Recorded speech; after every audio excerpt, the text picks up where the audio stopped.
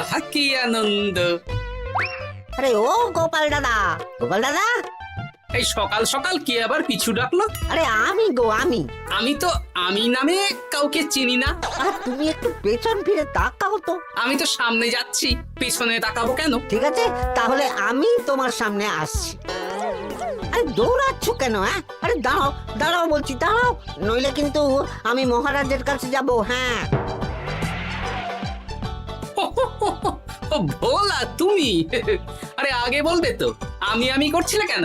একদম কথা ঘোরাবে না গোপাল দাদা। এবার বলো কি বলছি। দেখো, আমি তোমাকে আগের বছর 50 মোহর ধার দিয়েছিলাম। এ কি, তোমার তো মিষ্টির দোকান, ধার দিলে তো লোকে ছুরি কাঁচি ধার দেয়, আর তুমি মোহরে ধার দেওয়ার ব্যবসা শুরু করেছো কবে থেকে বলো দেখি? আবার কথা ঘোরানো শুরু করেছো? হ্যাঁ, আমি এবার কিন্তু সত্যি মহারাজের কাছে যাব। আরে মজা করছি তো। আরে বারবার আমাদের মধ্যে মহারাজকে টেনে আনার কি দরকার বলো তো? সে না হয় টানলাম, তবে তুমি ওই আমার 50 মোহর সুদ সহ কবে ফেরত দেবে বলো তো? আর কিন্তু তোমার হাতে ওই 1 সপ্তাহ সময় আছে। হ্যাঁ, 1 সপ্তাহ মানে কতদিন ভাই? 7 দিন, 7 দিন। 7 দিন? আচ্ছা 7 দিন মানে কত ঘন্টা? 24 গুণ 7, মোট ওই 168 ঘন্টা। ও, অনেক সময় আছে। দেখো গোপাল দাদা, তোমার সাথে কিন্তু আমার ওই কাগজে কলমে লিখিত পড়িত আছে। হ্যাঁ, যদি ওই সময়ের মধ্যে তুমি আমার কাছ থেকে নেওয়া ওই অর্থ আমাকে ফেরত না দিতে পারো, তাহলে কিন্তু তোমার ওই বাড়ি ঘর সব আমার হয়ে যাবে। হ্যাঁ, হ্যাঁ হ্যাঁ, মনে আছে মনে আছে। এখন রাজসভায় যাই, 168 ঘন্টা পেরিয়ে গেলে চলে এসো, কেমন? বেশ, কথাটা মনে থাকে যেন। হ্যাঁ, তখন আর কিন্তু কোনো চালাকি করতে যাবে না, আমি সোজা মহারাজকে বলে দেব। ঠিক আছে ঠিক আছে।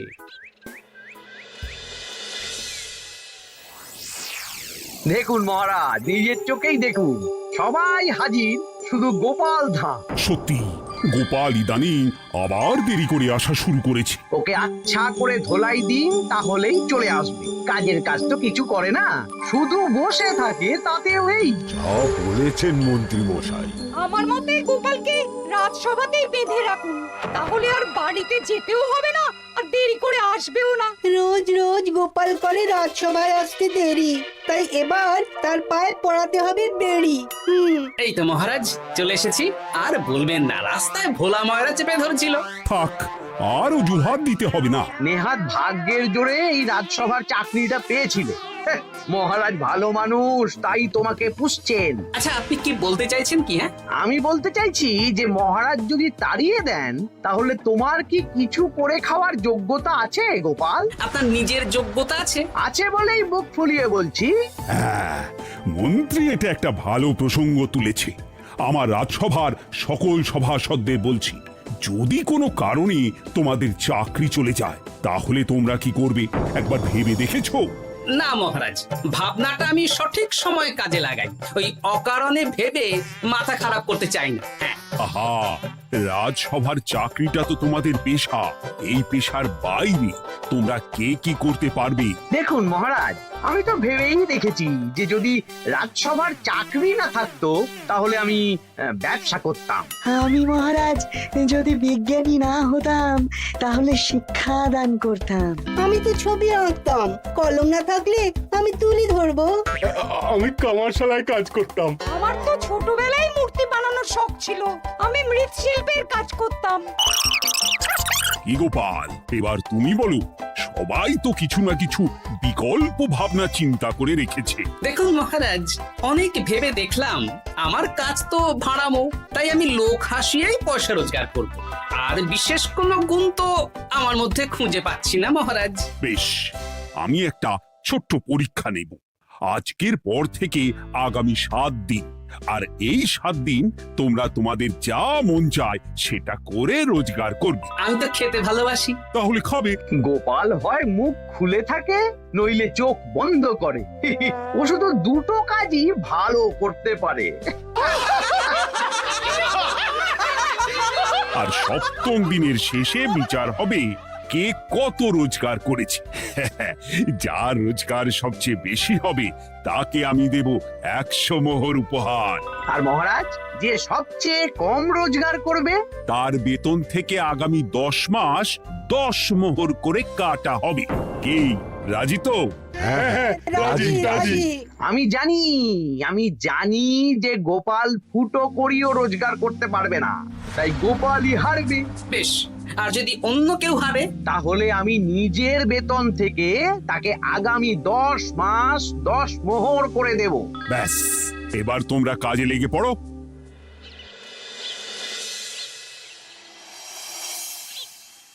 এ কি গিন্নি, আজকেও নিরামিষ? হ্যাঁ, আজকেও নিরামিষ খেতে হয়। হ্যাঁ, রোজই তো কিছু না কিছু একটা লেগে আছে তোমার। আমাদের পুরো শরীরটাই তো আমিষ। হ্যাঁ, তাহলে আমিষ খেতে বাধা কিসের বলো দেখি? বেশি তর্ক করতে হবে না বাপু, তা তোমাকে ডিম বানিয়ে দেবো। হ্যাঁ, না, আমি মানুষই। ঠিক আছে গিন্নি। আরে তোমাকে ডিম বানাবো বলেছি নাকি? আমি বললাম তোমার জন্য ডিম বানিয়ে দেবো। জন্যটা তো বলনি তখন। আরে তাড়াতাড়ি দাও, তাড়াতাড়ি দাও। এখন কদিন শুধু খাবো আর ঘুমাবো, 7 দিন ছুটি। ছুটি মানে? সেসব পরে বলবো গিন্নি। যাও গিয়ে ডিম সেদ্ধ বসাও।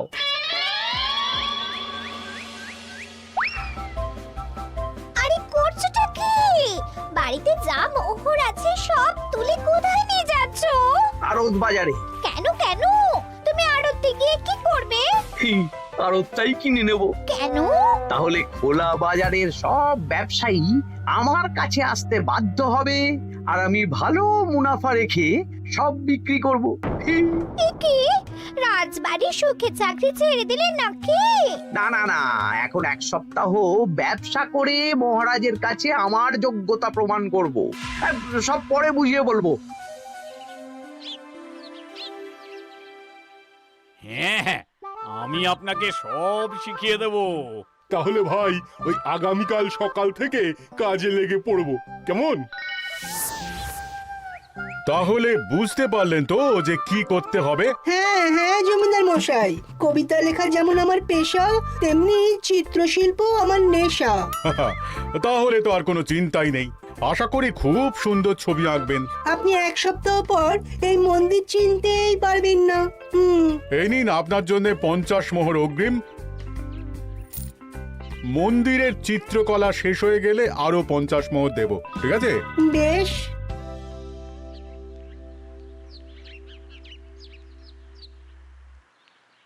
এই হাত চালা, হাত চালা। হাত পা সবই তো চালাচ্ছি মন্ত্রী মশাই। আপনি এত শাকসবজি আনাজ দিয়ে করবেনটা কি? আমি এখন 7 দিন কৃষ্ণনগরের বাজার নিয়ন্ত্রণ করব, তাই সব জিনিসপত্র আড়ত থেকে আমি নিজেই কিনে নিয়েছি। এবার সাধারণ বাজারের দোকানদাররা আপনার কাছে আসবে। কাল সকাল থেকে শুধু মোহর গুনবো।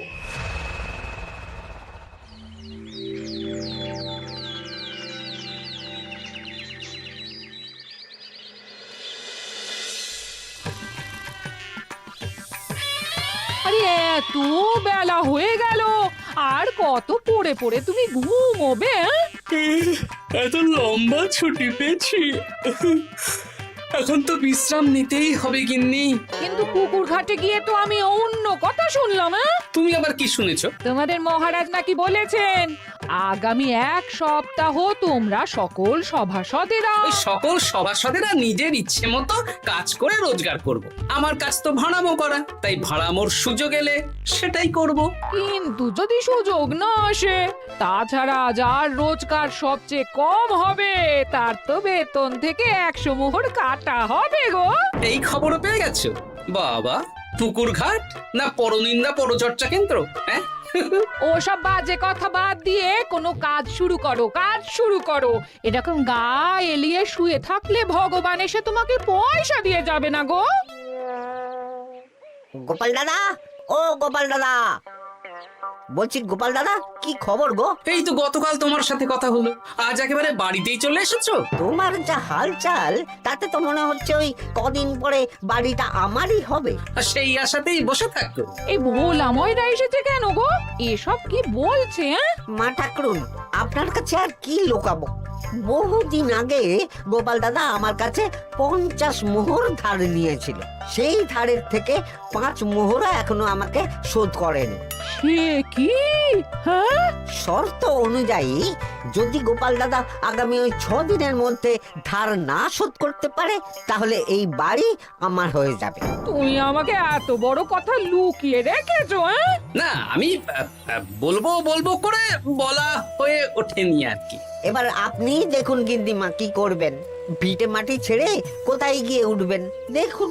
কি গো, এতেও তোমার হুঁশ হয় না? হ্যাঁ? ধুর, এই অযথা চিন্তা করো না তো, কিছু না কিছু একটা হয়ে যাবে।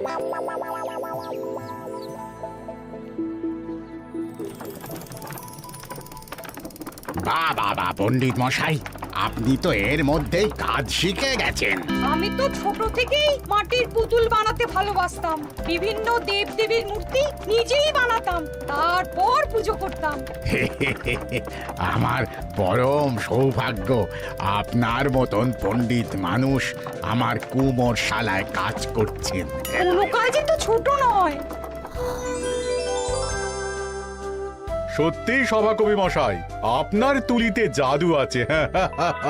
কি সুন্দর কারুকার্য। সবই আমার মা বাবার দান। আমার বাবা খুব বড় চিত্রশিল্পী ছিলেন, উনি হাতে ধরে আমাকে ছবি আঁকা শিখিয়েছেন। বাহ বাহ বাহ বাহ।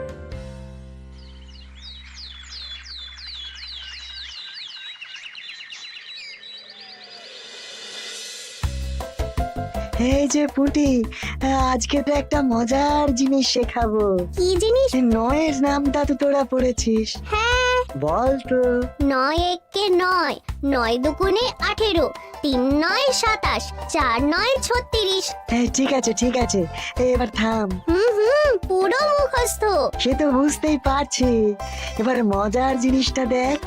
9 কে 9, 9 দুগুণে 18, 18 মানে কি? 1 10 8। হ্যাঁ, এবার 1-এর সাথে 8 যোগ কর, কত হয়? 9 3 9 কত? 27। 2-এর সাথে 7 যোগ করলে কত হয়? 9 36-এর 3-এর সঙ্গে 6 জুড়লে 9। আরে বাস, দারুণ তো। হ্যাঁ হ্যাঁ। সত্যি বিজ্ঞানী মশাই, আপনি কি সুন্দরভাবে পড়া বোঝান। এটা তো আমার নেশা।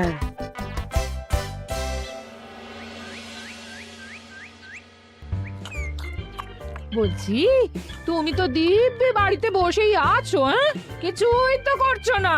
সত্যি বলো তো, তুমি ভাড়ামো ছাড়া আর কি কিছু করতে পারো? হ্যাঁ, এই আদেশ করতে পারি। গেনি একটু তরকারি দাও তো, জলের ঘটিটা দাও না। যত সব। আচ্ছা, সত্যি তো ভাড় না হলে আমি কি হতাম? আমি কুমোর হতাম। মাটির কাজ শুনেছি খুব সোজা। যাই, কুমোর পাড়ায় যাই।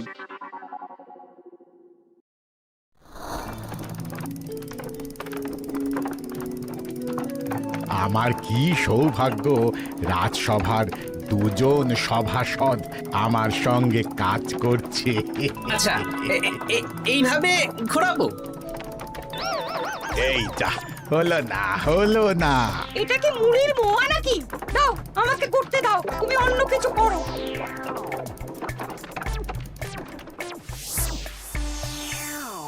বলো গোপাল দাদা, কি দেবো? মুড়ির মোয়া, তিলের নাড়ু? আমি কিনবো না গো, বানাবো। হ্যাঁ, কি বানাবে? ওই মুড়ির মোয়া। কদিনের জন্য আমার একটা কাজ দরকার, বুঝলে? তা বেশ, তাহলে এসো, এই পিছনেই আমার কারখানা। গুড় মুড়ি সব রাখা আছে, বানাও। এই দেখো, এই যে গুড়ের হাঁড়ি আর ওই যে মুড়ির বস্তা, এবারে বানাও। বেশ, আমি তবে সামনে দোকানটা সামলাই।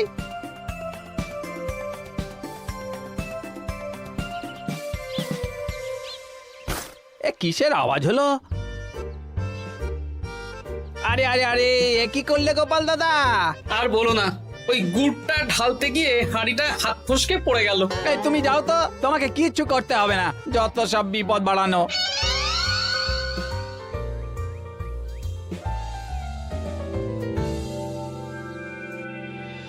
তোমার দ্বারা কিছুই হবে না। হ্যাঁ, সত্যি তো আমার দ্বারা যে কিছুই হবে না গিন্নি। তাহলে তুমি করবেটা কি?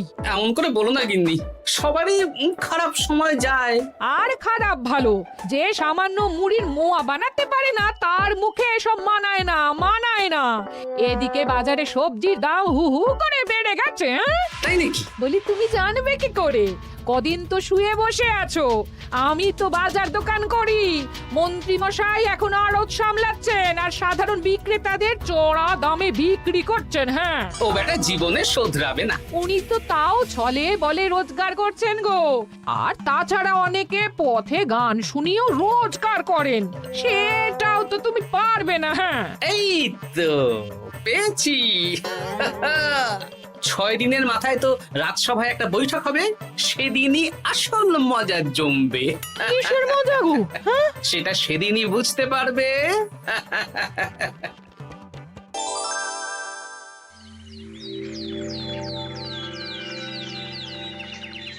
তারপর বলো, আজ তো ষষ্ঠ দিন, আজ অবধি তোমরা কে কত কত রোজগার করেছো? মহারাজ, আমি এখনো অবধি 200 মোহর। বাহ বাহ বাহ! আমি মহারাজ 15 মোহর। হ্যাঁ, আমি 5 মোহর। বিভিন্ন বাড়িতে বাচ্চাদের পড়াচ্ছি, শিক্ষাদান করছি দিনরাত। সেনাপতি, আমি 10 মোহর পেয়েছি, আরো পাবো। আমি 50 মোহর অগ্রিম পেয়েছি, আরো পাবো আগামীকাল। বাহ বাহ বাহ! সবাই তো ভালোই রোজগার করেছো। আর গোপাল, তুমি বলো। মহারাজ, আমি এখনো অবধি কোনো রোজগার শুরু করিনি। আমি আগেই বলেছিলাম গোপাল একটা কানা করিও রোজগার করতে পারবে না। আসলে মহারাজ, আমি আজ সকালেই আমার প্রতিভা খুঁজে পেলাম। তোমার আবার কি প্রতিভা? আমি ভালো গান গাইতে পারি মহারাজ। আমার ছোট্টবেলার ইচ্ছে ছিল আমি রুদ্ধদ্বার সভা করব, গান গাইবো, আর দর্শক বা শ্রোতারা আমার গান শুনে আমাকে পয়সা দেবে। বাহ বাহ বাহ! তা শোনালি না কেন?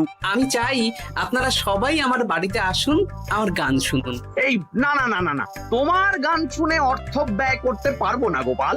যদি শোনাতে হয় তো বিনামূল্যে শোনাও। তুমি ভেবেছো কায়দা করে গান শুনিয়ে রোজগার করবে? সেসব চালাকি কিন্তু চলবে না।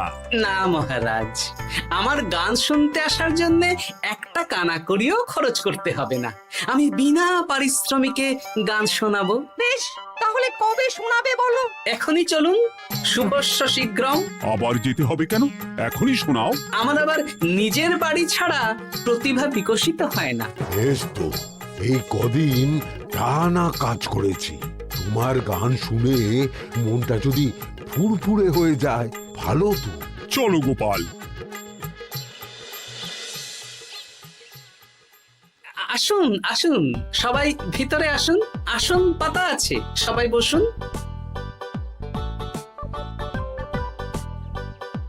নাও, এবার গান শুরু করো। দাঁড়ান মহারাজ, আমার গান আমি বাইরের লোককে শোনাতে চাই না।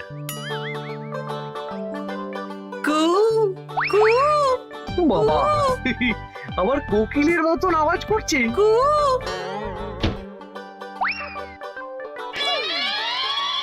নাও নাও, শুরু করো।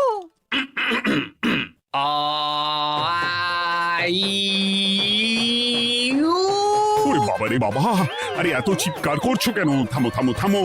এটা ভালো লাগছে না, অন্য গান শোনাচ্ছি তাহলে। আকাশে মেঘে বাতাসে বায়ু, জ্যোতিষী বলেছে আমার 100 বছর আয়ু। আরে থামো থামো, আরে কান ঝালাপালা হয়ে গেল। না, থামতে আমি পারবো না, গান শুনতেই হবে।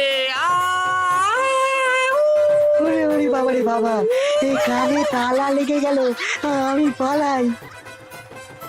পালাতে পারবেন না, বাইরেও তালা দেওয়া আছে। বাইরে তালা খুলতে বলো।